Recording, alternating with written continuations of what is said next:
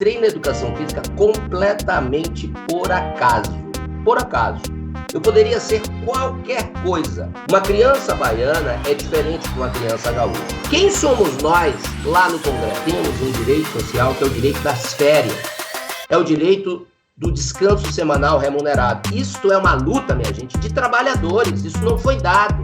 Oi, pessoal, tudo bem? Estamos iniciando o nosso Pod Esporte e Lazer de hoje num cenário diferente, porque eu estou visitando o meu netinho Romano recém-nascido. Mas mais informações sobre ele tem no meu Instagram, Rejane Pedro. Gostaria de pedir que vocês se inscrevam no canal, deixem o seu like. E agora nós vamos saber quem é o convidado de hoje. Hoje temos o convidado baiano mais gaúcho que já esteve conosco. Ele que, além de divertido, é dono de uma grande mente. Graduado em Educação Física, mestre em Educação, doutor em Ciências Sociais e pós-doutor em Educação. Hoje, o Pod Esporte e Lazer é com ele, Edinaldo Pereira Filho, ou simplesmente Dinho.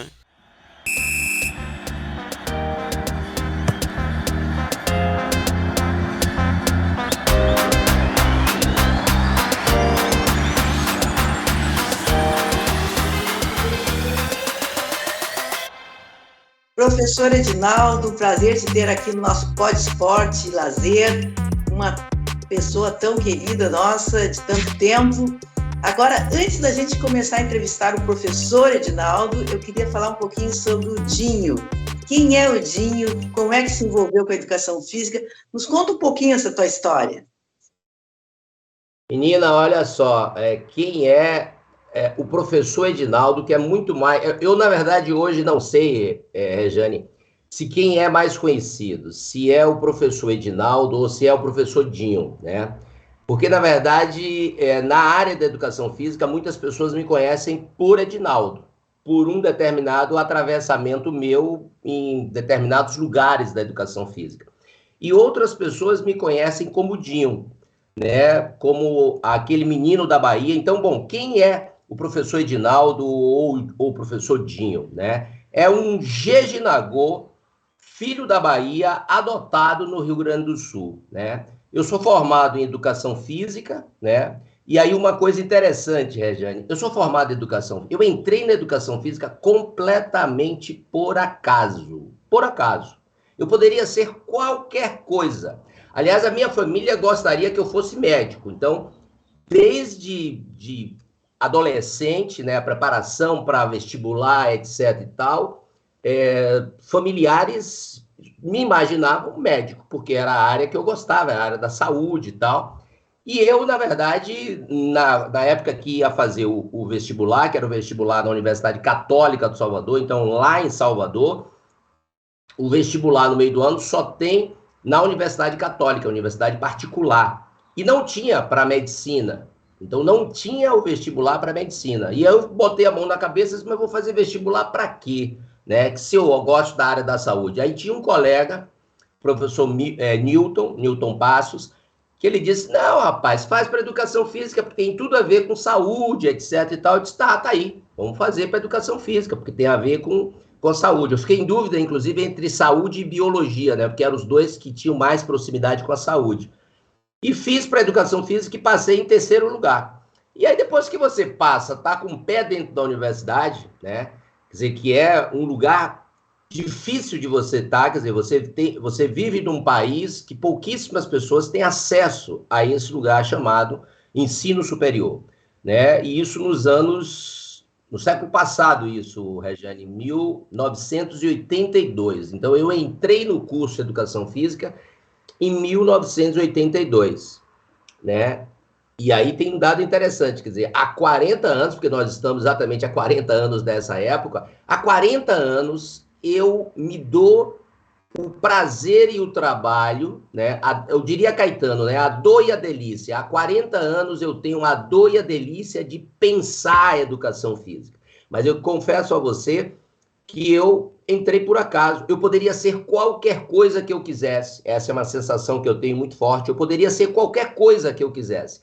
Mas eu tenho hoje a convicção de que eu sou professor. E sou professor porque eu quero ser professor. E se pudesse optar hoje em que permanecer, ou o que seria eu hoje, eu seria professor. Então, hoje, eu tenho uma convicção de que eu tenho que estar na educação física. Mas há 40 anos atrás, eu entrei completamente por acaso na educação física. Né? E o que o menino Dinho era desportista, praticava educação física na escola, era de alguma equipe, brincava na praia, quis fazer surf alguma vez? Me conta um pouquinho da tua atividade física, né, porque quando tu chega no curso de educação física, alguma empatia com a atividade física deve ter, né? Claro. Eu diria assim, eu sou oriundo do que a gente chama de esporte participação, né? Do esporte comunitário, né?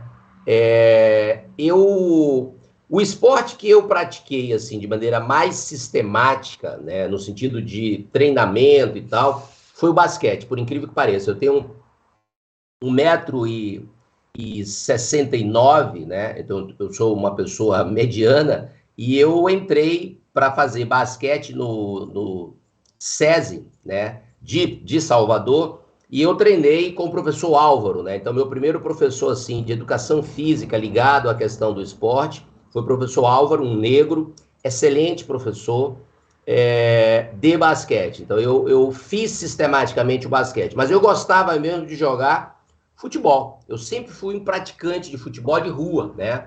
E eu não posso nem dizer assim, era o futsal, era o futebol de campo, não, era um futebol adaptado no espaço e no tempo possível de fazer. Então a gente jogava futebol das diferentes formas, era no asfalto, era com chinelo marcando a goleira, ou então era o futebol na areia, né? A gente jogava futebol onde era possível jogar futebol. Então eu fui praticante muito tempo de futebol, adorava jogar voleibol, então dentro da própria universidade eu cultuei aí o gosto de jogar voleibol, né? E na área, eu diria assim, marítima, porque Salvador, você tem o mar ali de maneira bastante convidativo, eu fui um grande praticante, não de surf, mas eu fui um grande praticante no sentido de que eu me divertia, né? Não na preocupação de performance, nunca disputei nenhum campeonato, mas eu fazia jacaré, eu descia a onda de peito, né? Esperava a onda vir e descia de peito, passava uma manhã inteira, início da tarde, na praia chamada Praia da Onda, lá em Salvador. Fica entre o bairro da Ondina e o bairro do Rio Vermelho,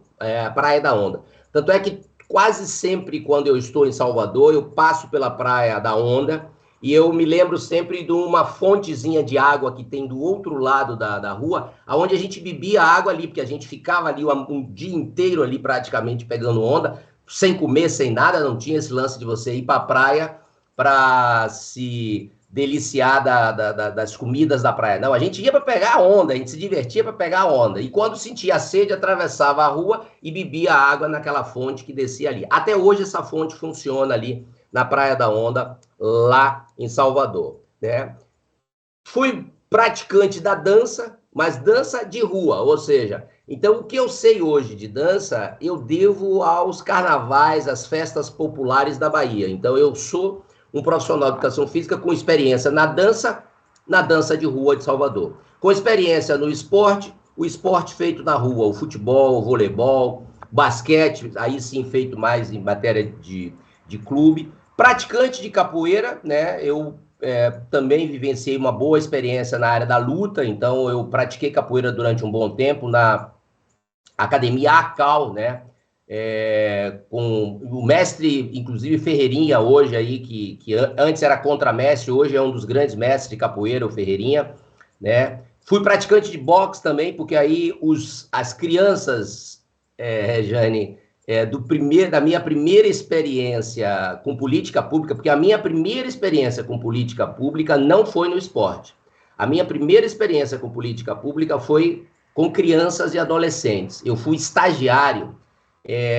Eu entrei no curso de Educação Física em 82 e em 83 eu já era estagiário da chamada FEBEM, ou FAMEB, no caso é FEBEM, né, que seria no Rio Grande do Sul a fundação eu não me lembro agora o nome da fundação, que recebeu outro nome, que trabalha em nível nacional com a política da infância e adolescência. Eu fui durante 2 anos estagiário, não obrigatório, do projeto Menino e Menina de Rua, né? Então, eu fui educador social de rua. Então, nessa minha experiência como educador social de rua, e aí olha que coisa interessante, eu imaginava o seguinte, pô, como eu domino capoeira, essas crianças de Salvador vão gostar de capoeira, né? Capoeira é a grande cultura de comunicação com essas crianças. Raríssimas crianças de rua gostavam de capoeira, o que elas gostavam mesmo era de boxe. E o que o Dinho teve que fazer? Teve que entrar em academia de boxe para conhecer minimamente a linguagem do boxe. Então eu fui praticante também um tempo do boxe pela necessidade de ter que dialogar com essas crianças no campo da luta, que era o boxe, né? Então eu tive uma experiência assim na área da educação física, na área das práticas corporais, bastante diversificada, na área do esporte, na área da dança, na área da luta, né?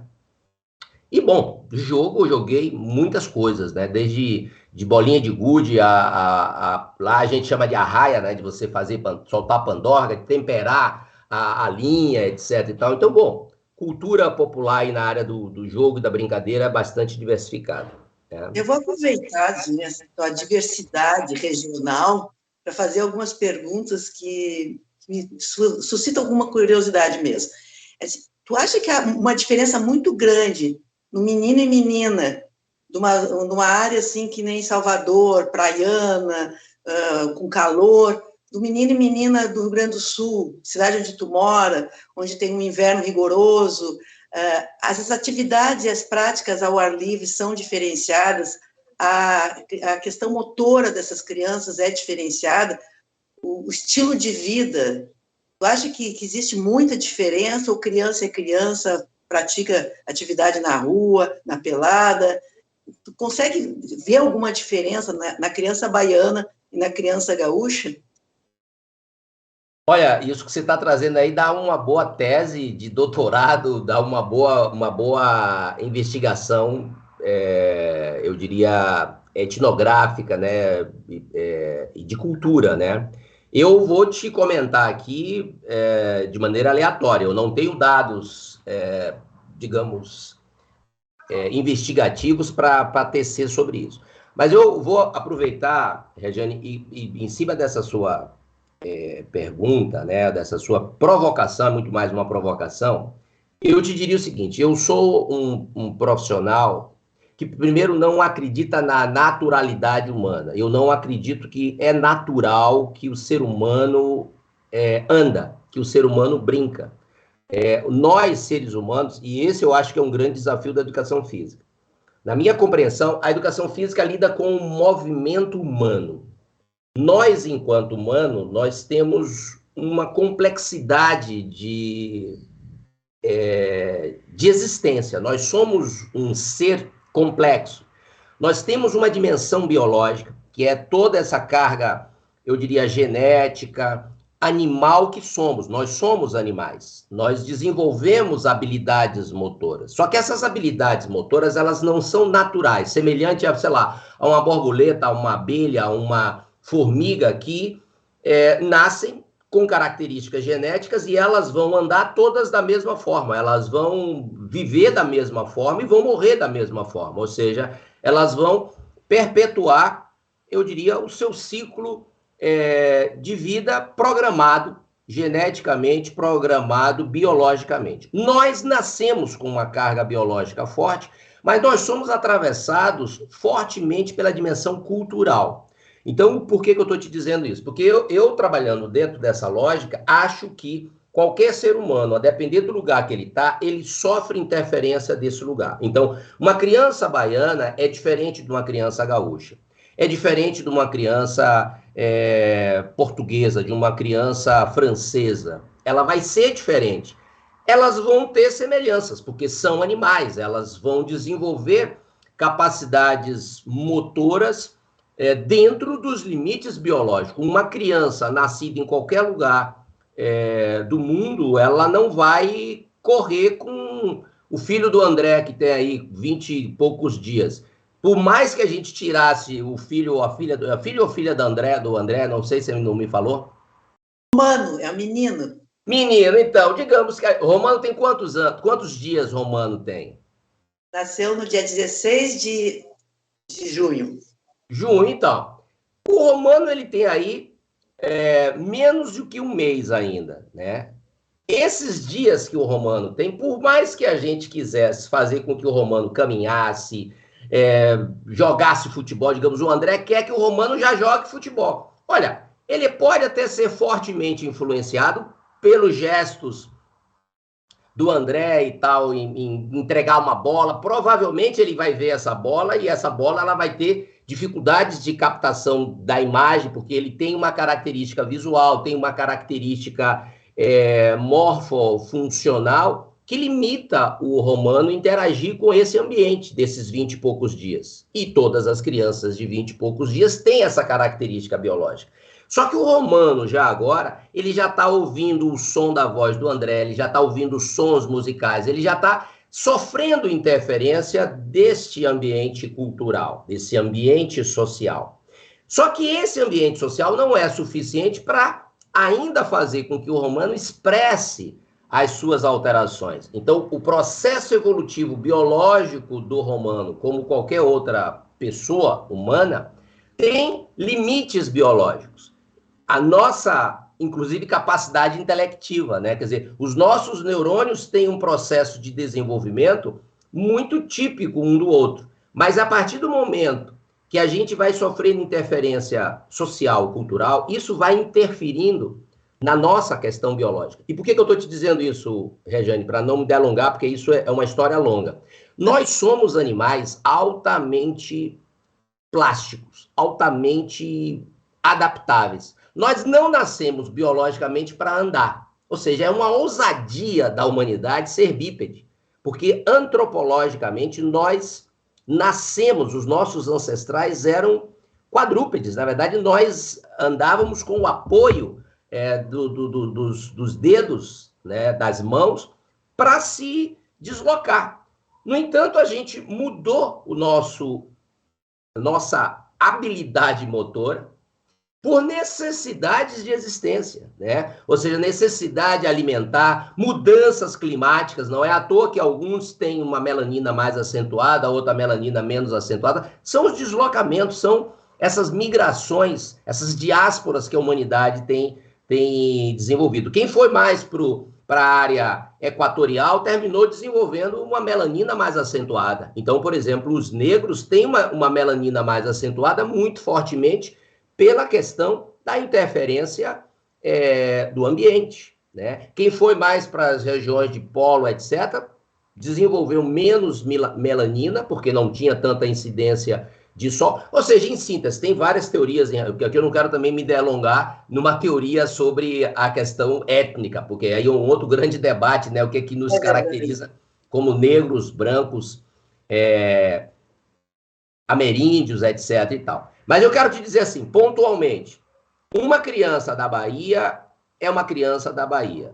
Tem algo semelhante de uma criança gaúcha, mas tem muita coisa diferente da criança gaúcha. E a grande riqueza é essa, é a gente aprender com essa diversidade de crianças. Por isso, inclusive, muitas teorias utilizam as expressões no plural. Nós não podemos falar de criança, nós temos crianças. Não podemos falar de idoso, nós temos idosos. Não podemos falar de negro, nós somos negros, uma diversidade de negros. Não temos um indígena, nós temos indígenas. Nós somos plurais. Eu acho que essa é um grande desafio para o profissional de educação física. É entender que as pessoas são diferentes. E estas diferenças, elas são produzidas historicamente, nos tempos e espaços que as pessoas estão. Então, um profissional de educação física tem que ser um profissional que tem que ter sintonia com o tempo e espaço que ele está vendo. Então, uma boa dica, um profissional de educação física que trabalha na Bahia tem que olhar o que as crianças da Bahia fazem, o que elas gostam, de que elas riem, de que elas choram. Que movimentos ela faz? Um profissional de educação física tem que ser um grande observador. Ele tem que saber ler a realidade que está na frente dele, para a gente não achar que todo movimento é natural, que toda técnica é natural, né? As técnicas, inclusive, aliás, eu tenho debatido muito isso, as técnicas esportivas, elas são produzidas historicamente. E muitos profissionais de educação física que trabalham com esporte não estão conseguindo ver essas técnicas sendo produzidas. Por quê? Porque acha que a técnica já está pronta. Então, eu vou botar ali a técnica para todo mundo aprender aquela técnica. E quem faz aquela técnica sabe. Quem não faz aquela técnica não sabe. Não. O profissional está deixando de ver outras técnicas que podem ser criadas. A humanidade, ela é ousada. A humanidade se recria a cada dia, Regiane. Então, eu acho que a gente tem que festejar sempre isso. É festejar as diversas crianças da Bahia, do Rio Grande do Sul, do mundo, que são criadas e surgem no nosso dia a dia. As crianças de hoje não são... elas são diferentes da de ontem, não são melhores ou piores. O que a gente tem que saber é dialogar com as crianças do tempo de hoje, né? Isso me faz lembrar, falaste bastante na questão motora, educação motora, treinamento motor, educação física, educação. Eu sei que essa é uma das áreas que tu constantemente está sendo desafiado e está trazendo também desafios nas palestras e nos eventos que tu participa. Então, vamos abordar essa parte. A tua entrada na educação física, a tua entrada na educação escolar e como é que isso tem se dado com o passar do tempo? Então, olha só. Primeiro, eu entro na educação física muito preocupado com a questão da saúde. Só que, na Universidade Católica, eu tive a oportunidade de vivenciar o movimento estudantil, Régia. Eu sou um profissional de educação física formado a ferro e fogo dentro do movimento estudantil. Eu devo a minha formação ao movimento estudantil da educação física. Eu fui um militante da educação física em diretório acadêmico. Eu militei dentro de diretórios centrais do estudante. Eu militei na União Nacional do Estudante. Ou seja, eu fui um universitário militante do movimento estudantil. E esse movimento estudantil me ensinou muito hoje o que eu sei da área da educação. E sei que a área da educação tem tudo a ver com política. Então, educação é fortemente exercício político. E aí é que entra a grande questão, porque eu tive que fundir a área da saúde com a área da educação, que normalmente no campo teórico, a gente, na educação física, infelizmente, tem feito um grenal, Regiane. Eu acho que isso é ruim na educação física. A gente criou uma grenalização, ou seja, alguém que é da área das biodinâmicas não conversa com o pessoal que é da área das humanas, né? Como se as ciências humanas ela não fosse ciência e não tivesse a ver com as ciências biodinâmicas, ou as ciências biológicas, ou as ciências exatas ou quantitativas. Eu entrei pelo viés da saúde, me interessei pelo viés da educação e pelo viés da política, pelo movimento estudantil, né? Militei no movimento sindical e militei fortemente no movimento das APEFs, das Associações de Profissionais de Educação Física. Então, eu sou um profissional de educação física que, para além do banco institucional, pelo banco acadêmico, eu sou formado no banco da vida, do banco da militância. E por que eu estou te dizendo isso? Porque eu entrei na escola, minha primeira aproximação com a escola foi em 1987. Então, mas eu estou na educação física desde 82. Então, olha só, eu não entrei na educação física por causa da escola. Eu entrei na educação física por causa da área da saúde. E a primeira experiência que eu tive na educação física nem foi na escola, nem foi em academia, foi na educação social. Ou seja, eu fui um estudante que teve a primeira experiência no campo de políticas públicas da criança e adolescente. Eu fui discutir, e na época não existia a ECA, não existia Estatuto da Criança e Adolescente.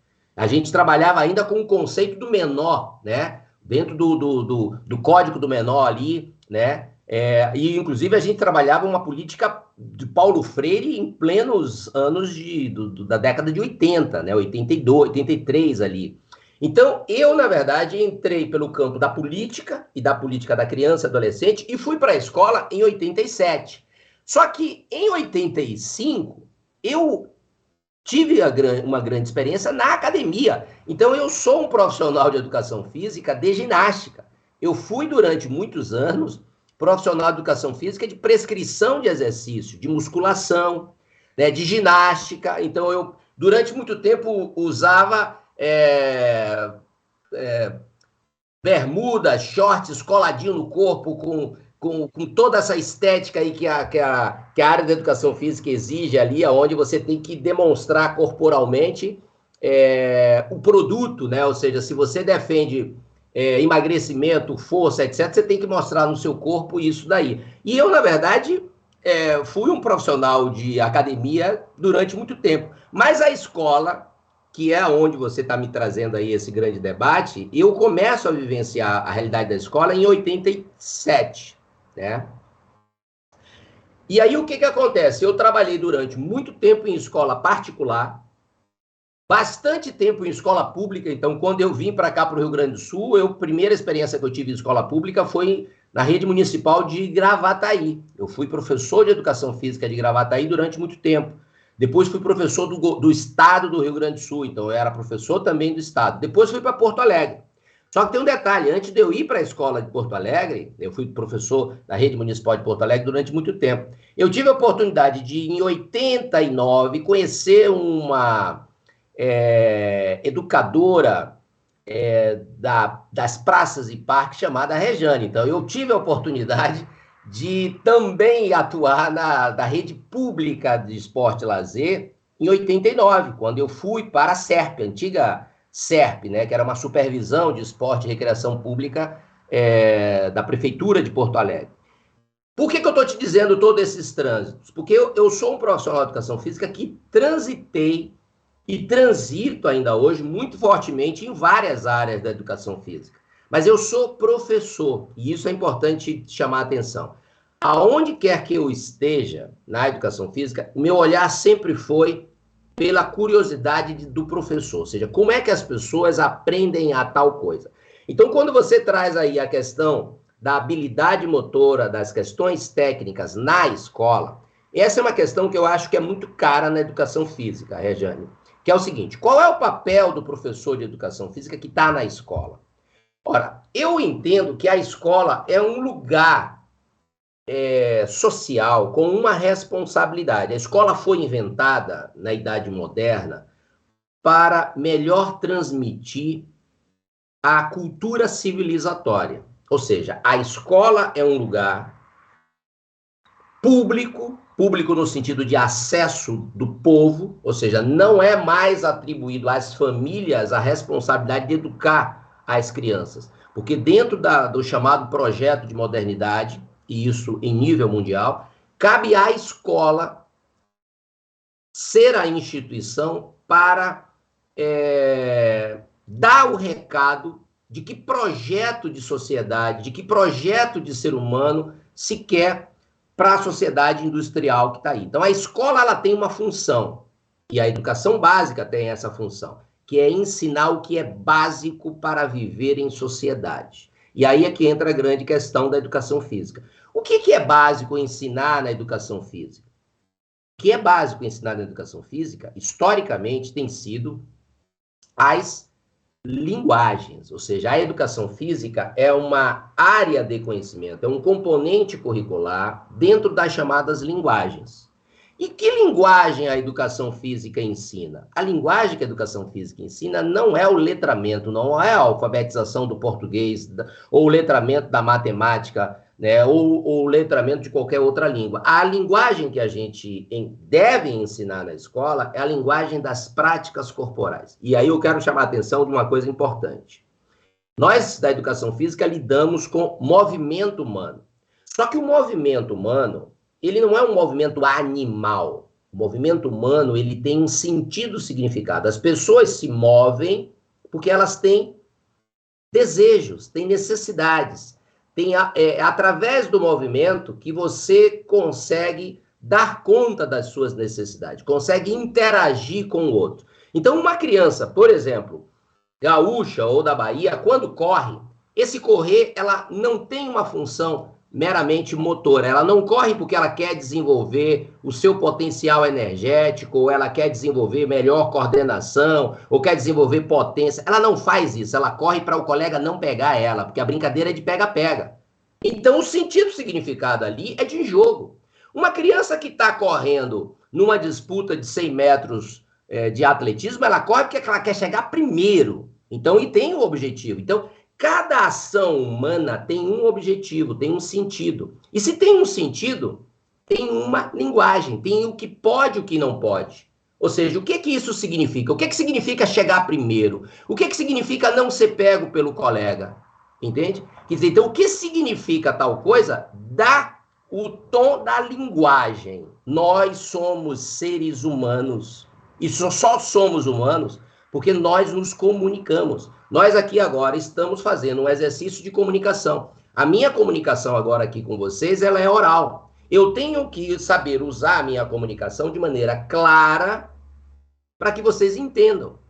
A linguagem aqui é oral. Só que se não tivesse linguagem oral aqui, se fosse um jogo de voleibol, não adiantava eu falar aqui, porque alguém vai dizer, olha, não é falando que você resolve o jogo do voleibol, bate o saque, meu velho.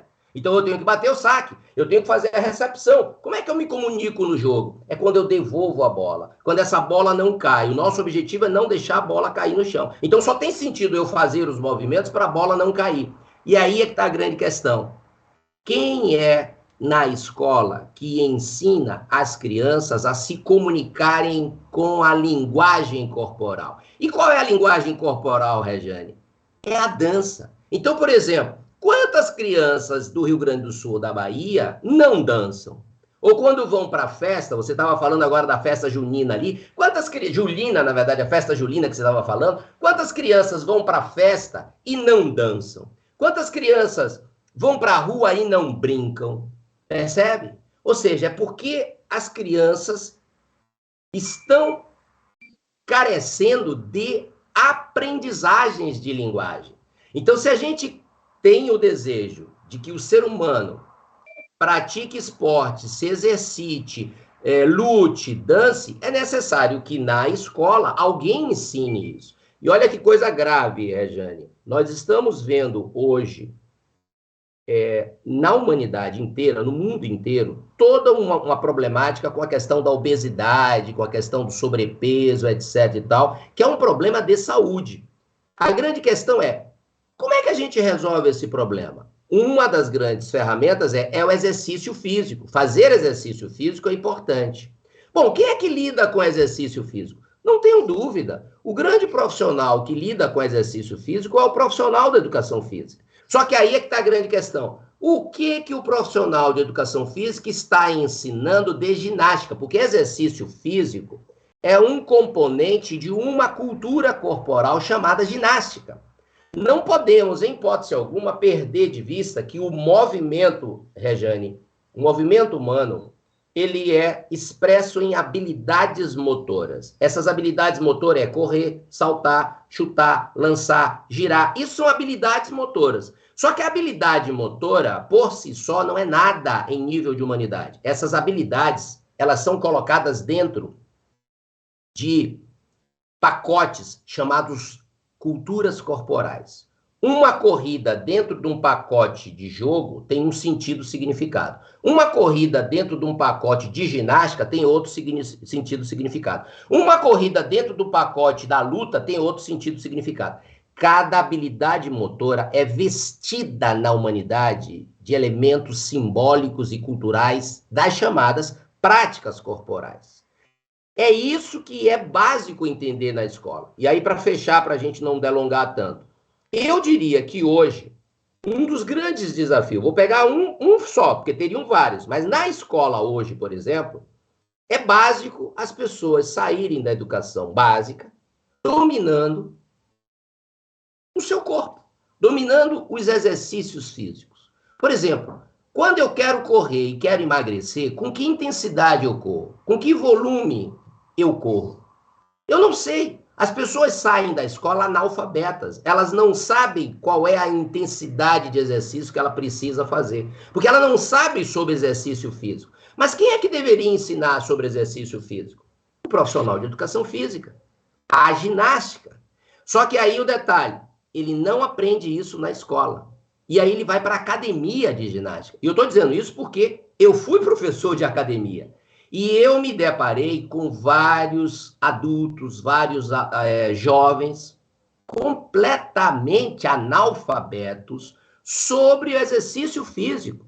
São pessoas que correm, mas elas não sabem técnicas de corrida, intensidade de corrida. Por que meu coração elevou os batimentos cardíacos? Com que frequência eu devo fazer aquela corrida para que isso seja mais proveitoso em matéria de resistência, por exemplo? As pessoas, Rejane, criaram a ideia de que correr, a melhor corrida é aquela que lhe exaure, é aquela que você corre mais rápido. Isso é um completo desconhecimento.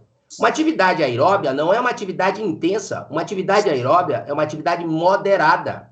Eu não posso querer entrar numa esteira e querer usar a máxima velocidade da esteira. A lógica é o mais tempo possível na esteira. O melhor proveito que eu tenho de uma atividade aeróbia na esteira não é a intensidade que essa esteira está. Então, a gente termina indo para determinados espaços de práticas corporais sem conhecimento. As pessoas estão hoje na rua caminhando, correndo, praticando ciclismo. Ótimo isso. Só que se você parar uma pessoa na rua e perguntar que grau de intensidade ela corre, ou de frequência que ela corre, ou que ela anda, etc. e tal, ela não sabe.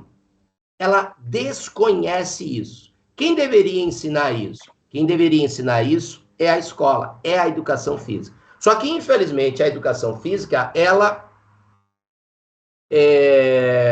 não tem cumprido esse papel. E isso é uma coisa lamentável. E aí é um outro debate que eu não vou entrar agora aqui, que é como o profissional de educação física tem assumido o seu papel na escola. Como é que um profissional de educação física tem assumido o seu papel numa academia, entende? Porque a gente termina também negligenciando esse lugar. E aí eu quero chamar a atenção disso, porque eu sou um profissional militante. Eu não estou aqui para defender campo de trabalho se a gente não se legitima nesse campo de trabalho.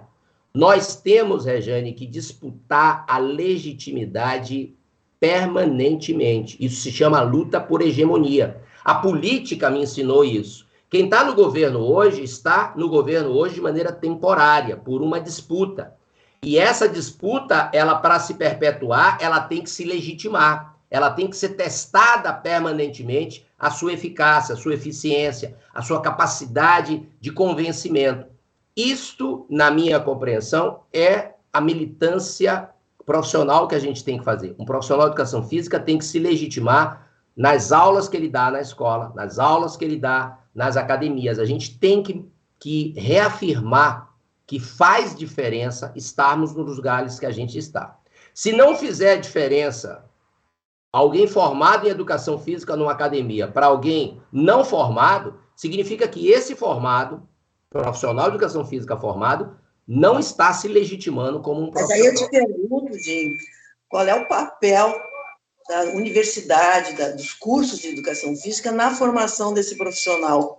Como é que está isso alinhado nos novos tempos e nas novas exigências? Poderia me dar um olhar sobre essa questão da formação do profissional e o olhar que ele tem sobre onde ele vai atuar?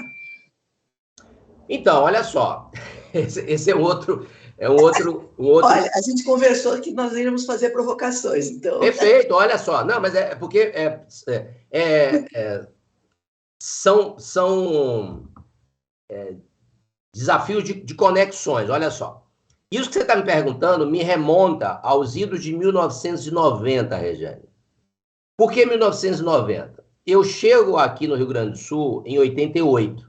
E quando eu chego aqui em 88, eu tenho nada mais, nada menos que 3 anos de formado em educação física. Eu me formei em 85. Então, para você ter uma ideia, olha só. Eu tenho hoje 57 anos. Desses meus 57 anos, eu tenho, de profissional de educação física, 37 anos. Então, eu sou formado em educação física há 37 anos. Desses 37 anos, há 34 anos eu estou no Rio Grande do Sul. Então, eu tenho uma experiência de profissão na educação física de 34 anos aqui no Rio Grande do Sul. E em 1990 eu entro na Unicinos.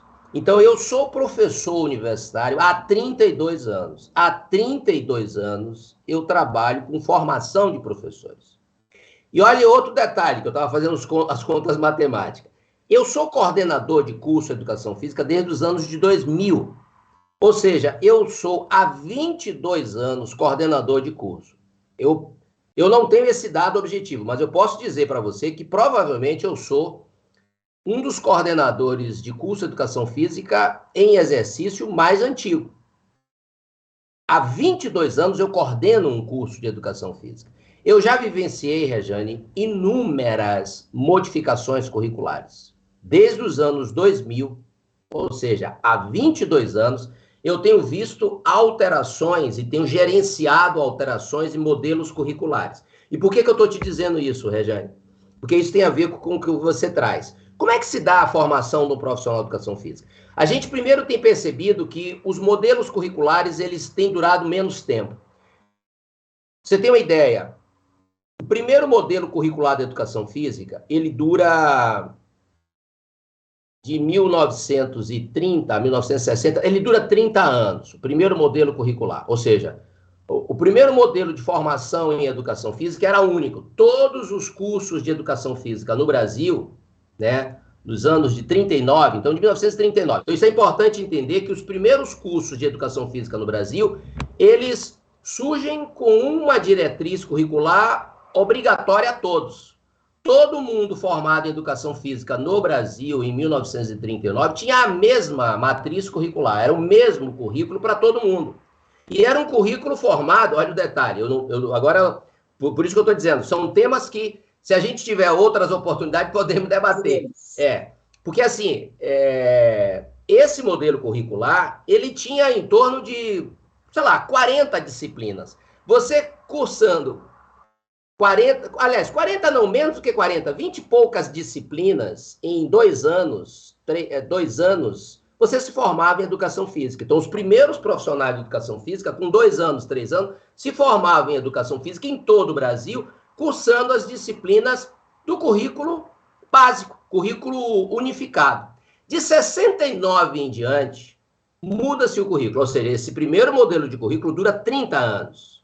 O segundo modelo é o modelo chamado currículo mínimo. O que é o currículo mínimo? Em todo o Brasil, o mínimo é obrigatório para todos, mas em cada lugar você pode complementar esse mínimo. Eu sou formado nesse modelo curricular. Foi o modelo curricular de 1969 até 87, mais ou menos. Por isso que eu tô... Isso aí era núcleo comum e a parte diversificada. Exatamente, Regiane. É o currículo que eu me formei. Esse currículo permitia você se formar em Educação Física e técnico desportivo. Se você cursasse o básico e mais 2 disciplinas esportivas, você tinha o título de técnico esportivo. Esse era o modelo de currículo, que durava também ali em torno dos 3 anos, 3 anos e meio. Esse modelo curricular durou até 87. De 87 para cá, e aí é uma coisa inédita, a Educação Física é o primeiro currículo, primeira profissão no Brasil a quebrar essa lógica do currículo mínimo. Porque isso que você está trazendo era a formação universitária de todos os profissionais. Todos os profissionais de educação, todos os profissionais no Brasil, médico, engenheiro, tinham esse modelo do currículo mínimo. Só que em 87, a Educação Física é pioneira, ela quebra essa lógica do currículo mínimo. E o detalhe importante, aí é um debate sobre políticas neoliberais. A lógica neoliberal começa a aparecer a partir desse modelo curricular, aonde você quebra o mínimo e diz o seguinte: a partir de agora, cada curso, cada instituição tem a autonomia de criar o seu currículo, desde que as áreas de conhecimento estejam resguardadas. Então, você, a partir de 87, não tem mais as disciplinas como parâmetro, você tem áreas de conhecimento. Então, você obrigatoriamente tem que ter X horas de conhecimento humanístico, X horas de conhecimento técnico, X horas de conhecimento biológico. E cada curso tem autonomia para fazer isso, para criar o seu curso. E aí você termina tendo uma grande diversidade, uma grande pulverização sobre a formação da educação física. E esses currículos de lá para cá, Jane, primeiro, um grande advento, uma grande quantidade de cursos de educação física. Então, antes, por exemplo, eu, quando entrei na educação física na Bahia, só tinha um curso de educação física na Bahia. Era o curso de educação física da Universidade Católica do Salvador. Se o professor Dinho quisesse fazer educação física na Bahia em 82, ele só poderia entrar no curso de educação física da Católica. Se ele não entrasse ali, ele não ia se formar em lugar nenhum, porque em nenhum lugar tinha educação física, na Bahia.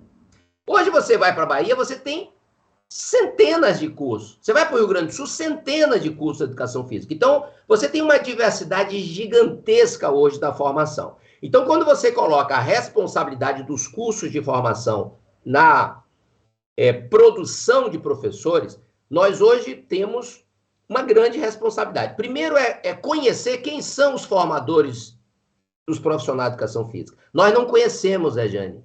Nós não sabemos quem são os professores que formam professores. E aí uma coisa interessante, aqui no Rio Grande do Sul, nós criamos de maneira inédita uma associação dos dirigentes dos cursos de educação física, né? Nós temos a chamada ADIESEF. Um detalhe interessante, o professor Dinho, o professor Edinaldo, sempre teve presente nessa formação dessa ADIESEF, dessa associação dos dirigentes. Aliás, nós criamos essa associação como um fórum.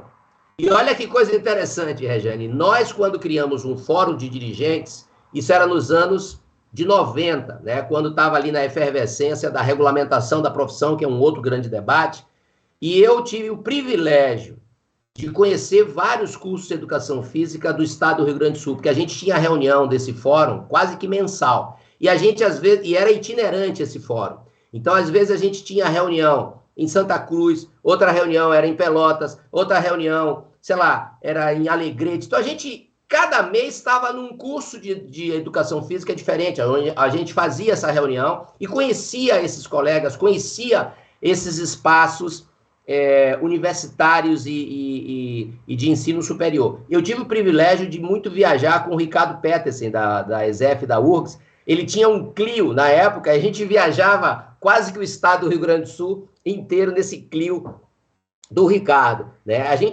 Então a gente teve ali uma grande oportunidade de conhecer um pouco mais sobre esses cursos.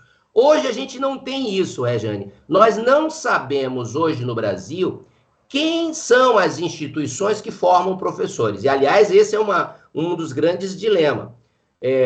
Muitas instituições, elas, na verdade, são instituições que precisam ser olhadas mais de perto. Ou seja, quem são as instituições e os profissionais que estão formando os professores e os bacharéis em educação física. Então, o próprio desconhecimento de quem somos na área superior nos faz falta. A gente não sabe quem forma professor.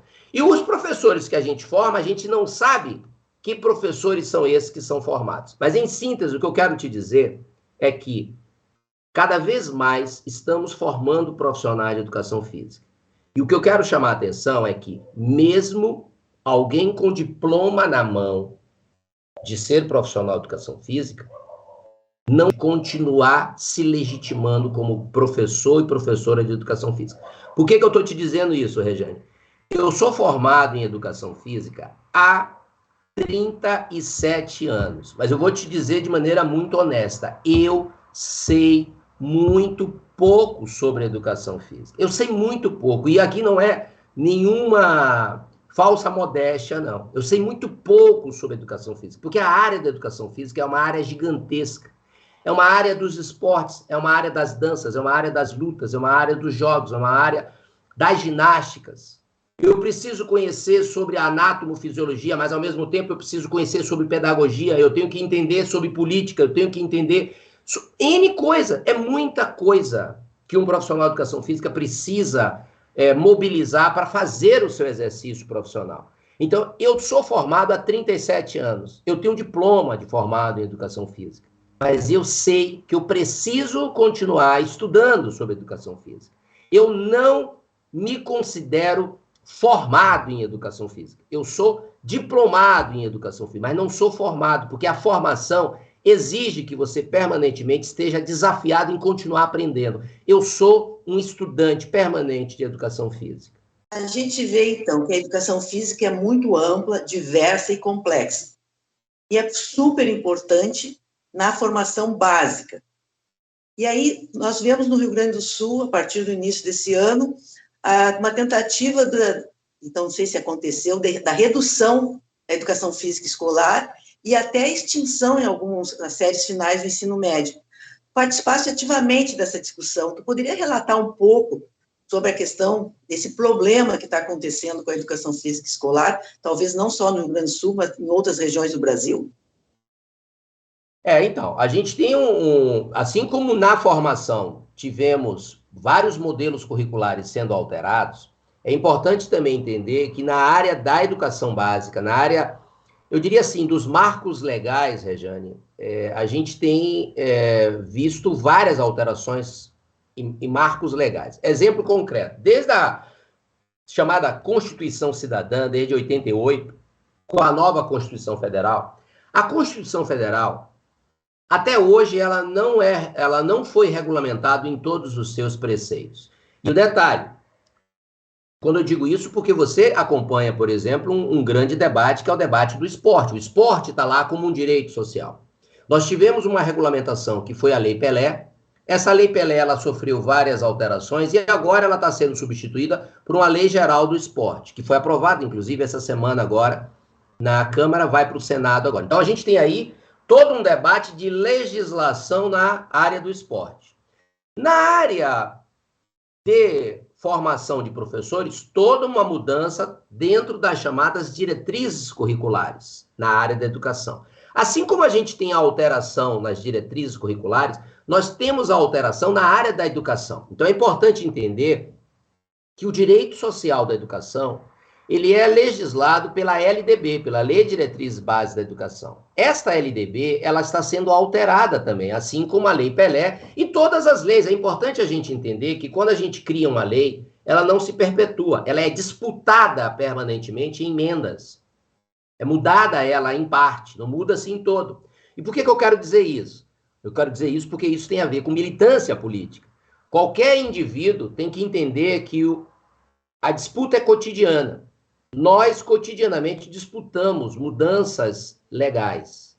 Só que nós não fazemos isso diretamente. Nós fazemos isso com os nossos representantes. Quem somos nós lá no Congresso? É muito comum a gente dizer, aí, há um monte de picareta, os caras que estão lá no Congresso. Só que esses caras que estão no Congresso, tanto senadores como deputados, eles estão lá porque nós elegemos. Eles são nossos representantes. E isso é fundamental, um profissional de educação física saber que ele tem um deputado que está lá. Ele botou um deputado lá. Ele botou um senador lá. E são esses deputados, são esses senadores que fazem essas alterações legais, essas estruturas legais. Em síntese, o que eu quero chamar a atenção é de que um profissional de educação física, ele não exercita só a sua profissão dentro da sala de aula. Ele exercita a sua profissão no voto, ele exercita a sua profissão na vizinhança, ele exercita a sua profissão nos seus envolvimentos corporativos. Que sindicatos, professores têm o hábito de se vincular? Um professor de educação física em academia, em clube, em escola, tem que ter uma militância sindical. Por quê? Porque é o sindicato que discute a questão salarial, é o sindicato que discute as condições de trabalho. Então, um professor, ele tem que ter uma vida ativa sindical. Ele tem que ter uma vida ativa política, partidária, inclusive, porque são os partidos políticos que colocam representativamente os deputados e os senadores. Ah, mas eu não gosto de política, eu não gosto disso. Se você não gosta, tem gente que gosta e toma a decisão por quem não gosta. Então, esse é um discernimento importante, no sentido da gente saber que a nossa profissão, a nossa intervenção social, ela se dá enraizada em vários aspectos. Voltando à questão que você trouxe aí, que eu acho que é importante. Na área da educação, a LDB, ela está sofrendo uma alteração.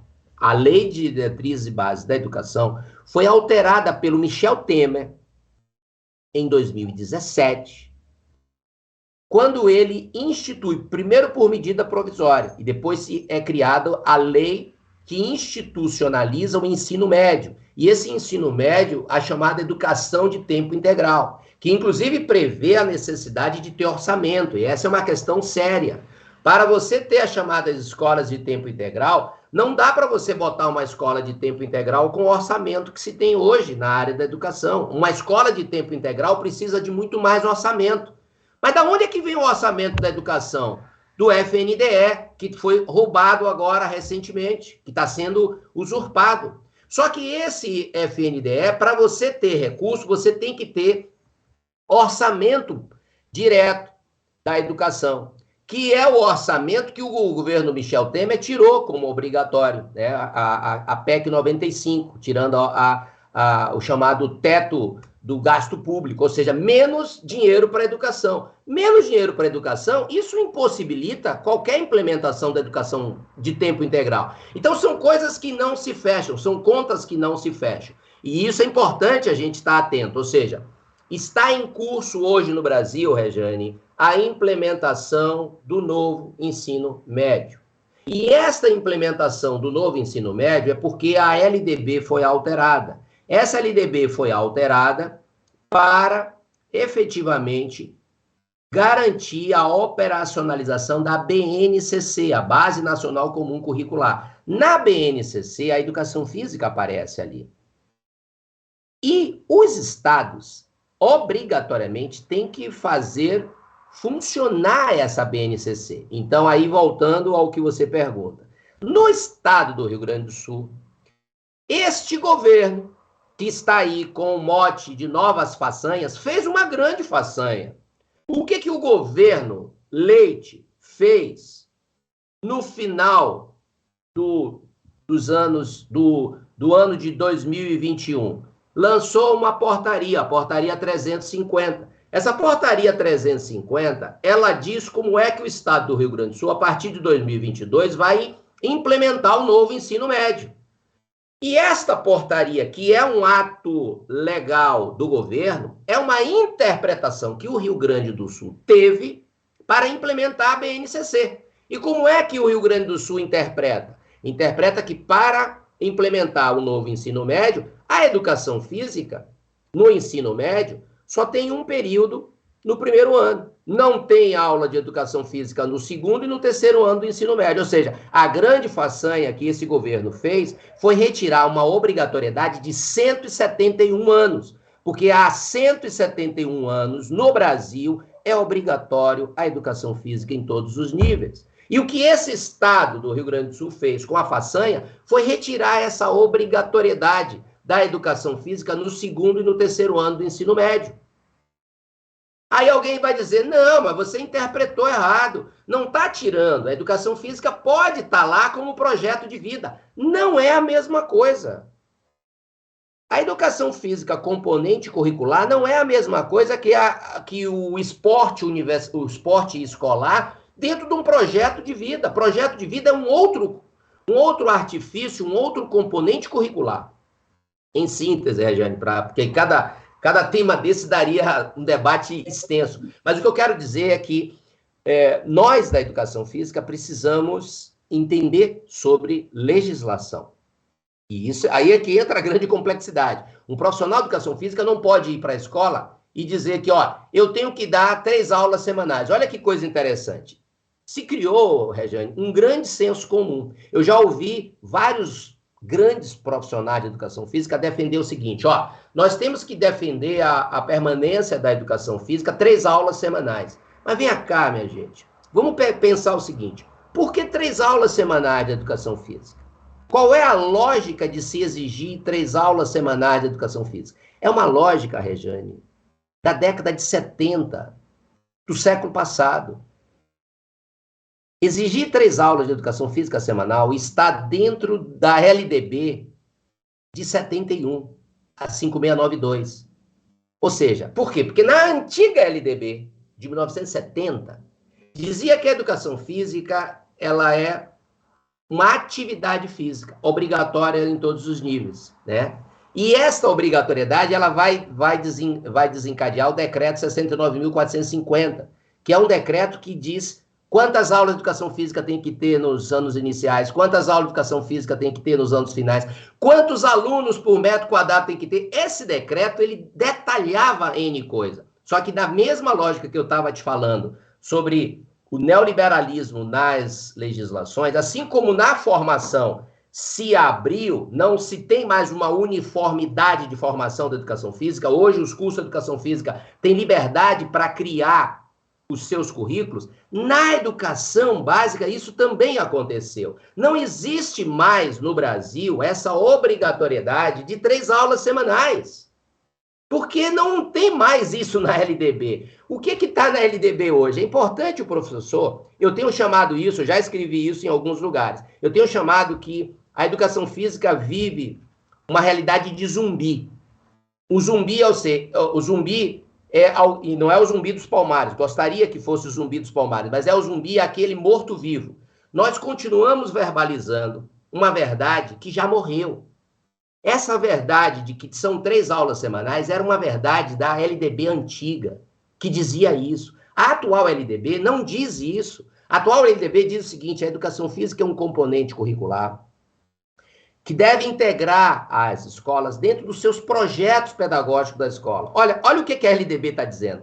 A educação física de cada escola é a educação física que está no PPP das escolas. É o projeto político-pedagógico de cada escola que determina como é que cada escola vai distribuir a sua carga horária. Só que alguém pode dizer: eita, Edinaldo, você tá desatualizado. Não é assim que funciona na minha escola do Estado. Porque não é a minha escola que tem autonomia para fazer o PPP. O PPP já vem de cima, já vem da CRE, já vem da secretaria. É um pacote. Olha, se isso está acontecendo, é porque os gestores de educação estão completamente desinformados sobre a legislação. Eles continuam do seu papel de fazer a sua gestão. Exatamente. Aí você vê gestores, e eu tô careca, literalmente, de ver gestor e dizer: a gente não pode fazer isso. Isso é decisão da coordenadoria. Minha gente, é um gestor que não conhece sobre o que é a sua responsabilidade de gestão pública e escolar. Nós temos gestores, maus gestores, ocupando lugares. Entende? São pessoas desinformadas sobre isso. E olha o detalhe, Rejane, eu estou te dizendo isso porque, assim, eu vou pegar um ponto que é importante. Este governo retirou oficialmente a educação física do ensino médio, tá? Só que eu quero problematizar aqui uma questão, e aqui fica em off para a gente, apesar de vocês publicarem isso depois, mas isso que eu vou dizer para vocês, eu não vou dizer em nenhum espaço público de debate. Mas eu quero dizer aqui, no olho a olho de cada professor de educação física. A educação física escolar, ela está sendo retirada da escola por responsabilidade de cada um de nós. Nós, professores de educação física, não estamos zelando pela responsabilidade social de darmos aula na escola. O que eu quero dizer, Rejane, e aqui fica só entre a gente, porque eu estou conversando aqui de professor para professor e professora. Se Leite tirou, aliás, o governo da façanha retirou legalmente a educação física do ensino médio, eu quero dizer que, historicamente, muitos professores de educação física, por não darem aula de educação física na sua escola, já retirou dos alunos este direito. Tem muitos professores de educação física que não dão aula de educação física, pega a bola e larga a bola, e aí os alunos se divertem. Não tenho nada contra divertimento escolar, só que a gente tem que colocar isso como proposta da escola. A escola tem que trabalhar o lazer, tem que ter o recreio. Um recreio com 10 minutos, minha gente, isso é um crime que as escolas estão fazendo. Recreio, inclusive tem legislação para recreio. O que é recreio? Recreio, minha gente, é uma necessidade. E aí, para quem discute a questão do lazer e da recreação, Rejane, a recreação vem dessa lógica. A recreação é, etimologicamente, um tempo de recuperação. Por que um professor ele é remunerado em 60 horas? A hora-aula do professor é pago em 50 minutos, 1 hora. É 50 minutos porque a OIT, ou seja, a Organização Internacional do Trabalho, e isso é a Organização do Trabalhador. O trabalhador reivindicou o seu direito ao descanso. Hoje, nós temos um direito social que é o direito das férias. É o direito do descanso semanal remunerado. Isto é uma luta, minha gente, de trabalhadores. Isso não foi dado. E, aliás, isso está sendo perdido, Rejane. Nós estamos vivenciando um tempo histórico de perda de direitos. E como a gente não tem conhecimento por que a gente tem esse direito, as pessoas estão retirando e a gente nem sabe por que estão retirando, porque a gente não sabe como é que a gente conquistou. Nós não tivemos o direito às férias, porque alguém foi bonzinho e nos deu o direito às férias. Foram trabalhadores que foram para a rua, que foram com greve, com mobilização, que ganhou o direito de férias, direito de descanso semanal remunerado. E eu estou dizendo isso porque os 50 minutos, ele na lógica de que 1 hora é 60 minutos. Para 50 minutos de trabalho é necessário 10 minutos de recuperação. Ou seja, nós, se trabalharmos de maneira muito exaustiva, nós adoecemos. Então é necessário um tempo de recuperação. E esse tempo de recuperação é a recreação. O recreio, minha gente, surge por isso. Por que tem recreio na escola? Tem recreio na escola porque a Organização Internacional dos Trabalhadores reivindicou o direito do descanso. O trabalho tem que ser compensado com descanso. O trabalhador não pode, e isso por isso que eu estou dizendo, são discussões que demandam outras provocações. Uma outra entrevista.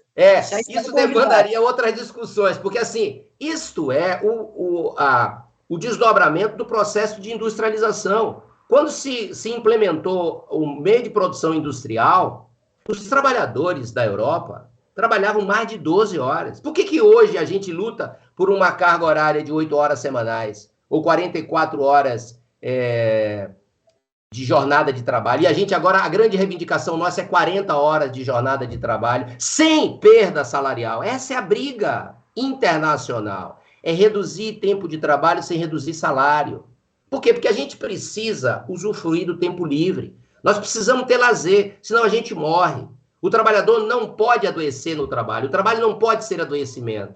E aí existe todo um debate aí da síndrome de Barnard, que é aquele trabalhador que diante do trabalho ele se sente enfraquecido. Aquela síndrome, aquele sintoma da pessoa que está no domingo, e aí começa a dar 5 horas da tarde, 6 horas da tarde do domingo, ela dá aquele friozinho na barriga, porque ele se lembra que é segunda-feira amanhã. E segunda-feira é trabalho. E trabalho é algo que lhe dá aquela sensação de perda de fogo. Síndrome de Barnard é isso, é perda de fogo, né? Perda de energia. É como se o trabalho te dissesse que você está indo para a morte, está indo para a forca. O trabalho não pode adoecer. O trabalho tem que nos fortalecer, tem que nos dar vida. Só que, como o trabalho tem adoecido, qual é a reivindicação dos trabalhadores? Não trabalhar para adoecer. Então é necessário que você tenha tempo de lazer, tem que ter o recreio, tem que ter o tempo de intervalo. E aí, voltando para o recreio da escola. Minha gente, qual é o tempo de recreio? Quantas aulas eu tenho antes do recreio? 3 aulas? Se eu tenho 3 aulas antes do recreio, cada aula é 60 minutos. Dada em 50, porque 10 é de recreio, então na primeira aula gera um direito de 10 minutos. A segunda aula gera um outro direito que é mais 10 minutos. A terceira aula gera um outro direito que é mais 10 minutos. Então, veja só, o recreio, conceitualmente, não pode durar menos de 30 minutos.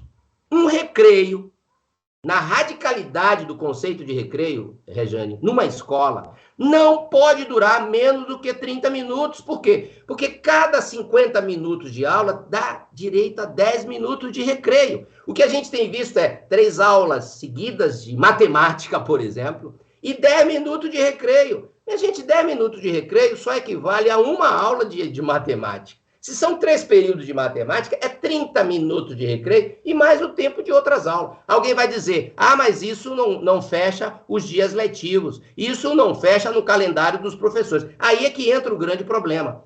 Vários professores fazem de conta que estão dando aula. E eu estou dizendo isso, Rejane, porque eu tive uma grande dificuldade. Sabe qual foi a dificuldade, Rejane? Qual? Eu tive dificuldade de dar aula de educação física no ensino noturno. As minhas últimas turmas, Rejane, pra você ter uma ideia, as minhas últimas turmas, como professor de escola, foi no estado do Rio Grande do Sul, em duas escolas noturnas, ensino médio e ensino supletivo, tá? Eu fui professor da escola Fernando Gomes, lá no Jardim do Salso, em Porto Alegre. E, por último, fui professor da escola Odila Gay da Fonseca, lá na Zona Sul, lá em Ipanema, Ipanema ali na Zona Sul de Porto Alegre. E olha o detalhe, Regiane, quando eu fui para a escola, em todas as duas escolas, isso em momentos diferentes, mas as duas foi o mesmo discurso.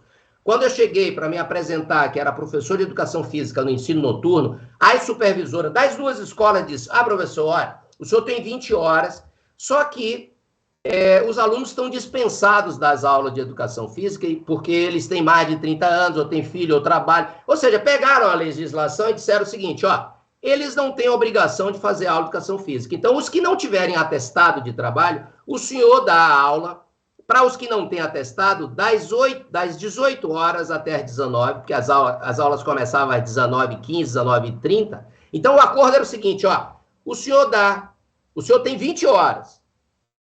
E parecia que estava orquestrado isso nas supervisoras. Deixa eu só fazer um parênteses. Eu comecei no ensino noturno uma vez para o ensino médio também, em Cachoeira do Sul, e aí disseram assim, era uma turma com 60 alunos, turma noturna. Eu disse, como assim? É muito complicado, não tem como. Turma mista, 60 alunos. Não, professora, não se preocupe, porque quando chegar o inverno, as turmas todas vão reduzir a frequência e a senhora vai ficar com um número mais ou menos de 30, que é o número normal. Ou seja, já previam naquela época a desistência, a dificuldade, e não havia preocupação em manter esse aluno do noturno na escola. Contava assim com uma obrigação já aceitando a matrícula, aí depois que cada um se virasse. Dinho, conclui agora, porque nós estamos encerrando nosso tempo, vou te convidar para um outro momento, e ainda temos que fazer o nosso bate-pronto, tá? Maravilha. Então, só para fechar esse papo, então, porque eu acho que isso é importante. E aí eu vou dizer o seguinte, Regiane, isso não é só um problema da escola.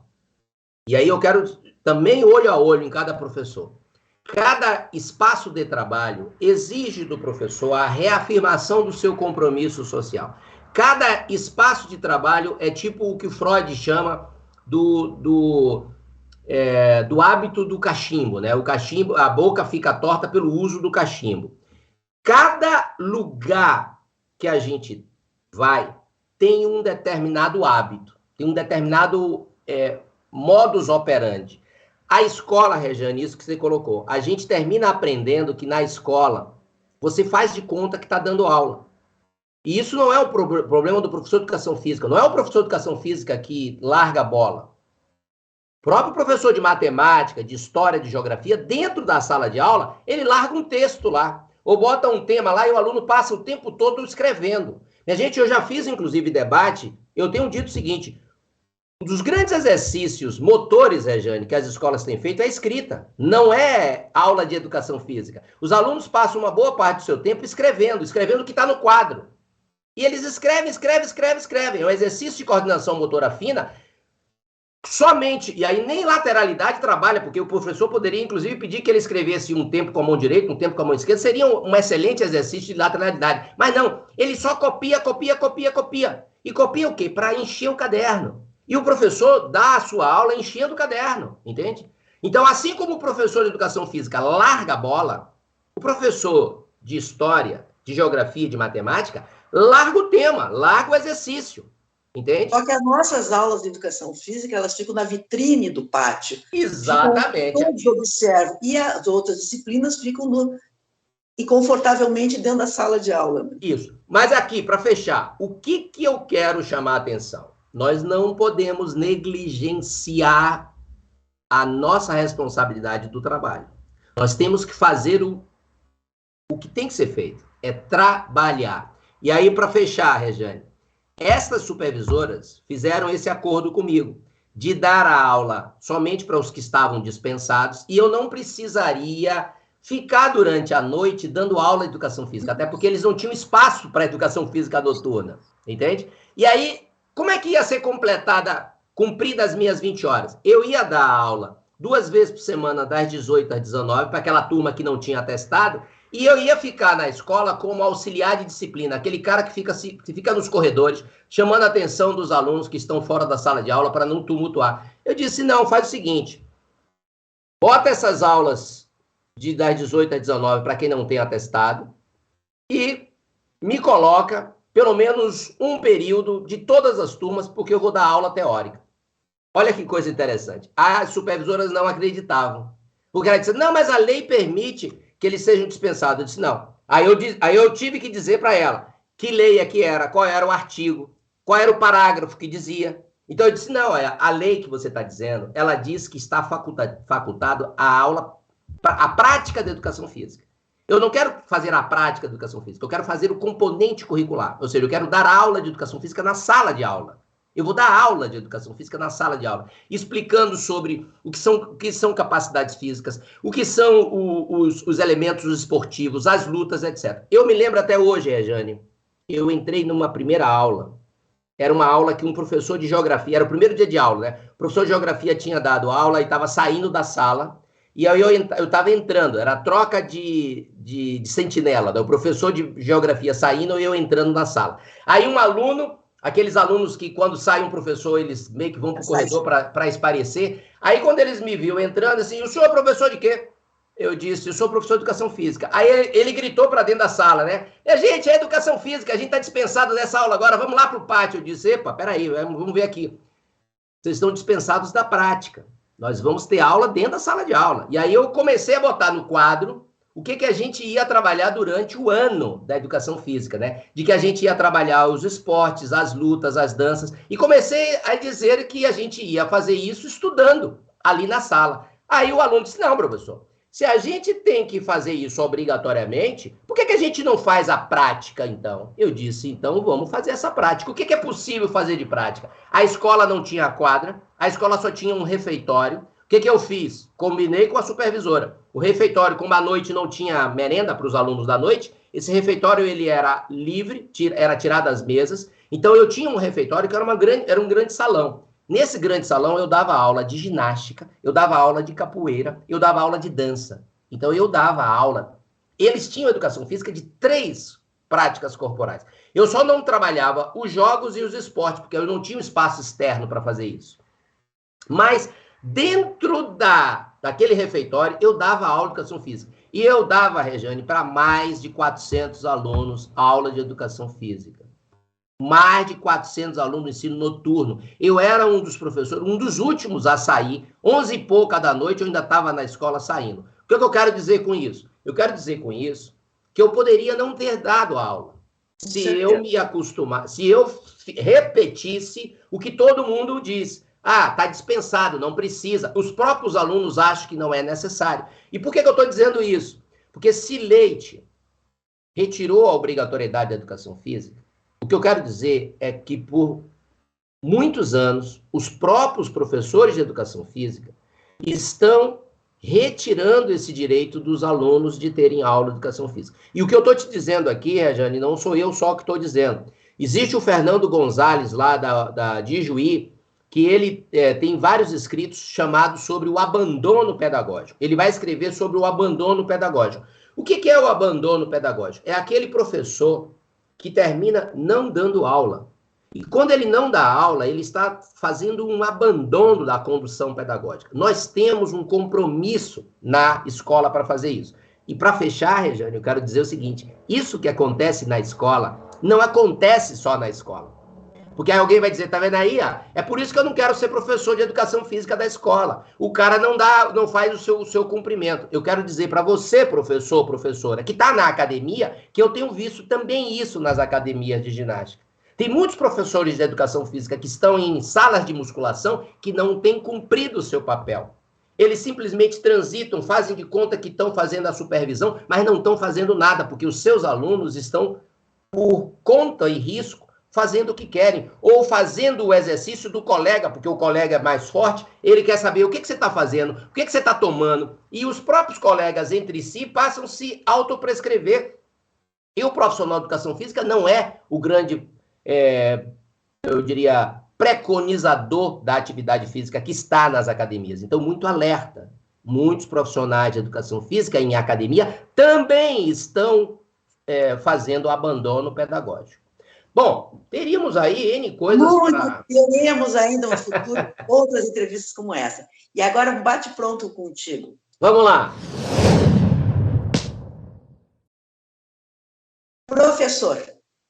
Professor, eu vejo como um trabalhador. É um trabalhador da construção da humanidade. O professor é aquele trabalhador que, em diálogo com o sujeito, ele consegue colaborar na construção de uma nova humanidade, de um novo indivíduo, de um novo ser humano.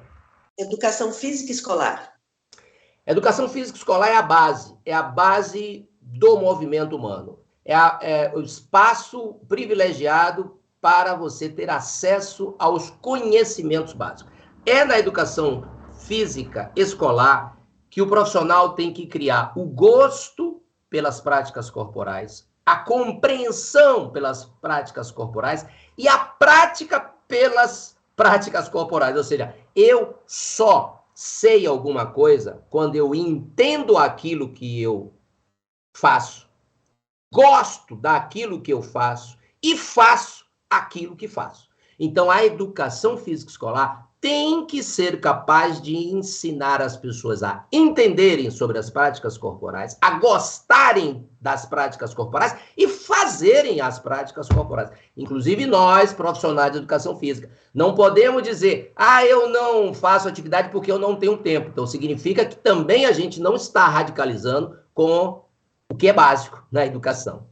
Grande Dinho, grande professor Edinaldo, muito obrigado por essa participação e nos vemos num outro momento. Abraço! Sempre. Maravilha, grande axé para vocês aí. Grande axé para Romano, grande axé para André. Valeu!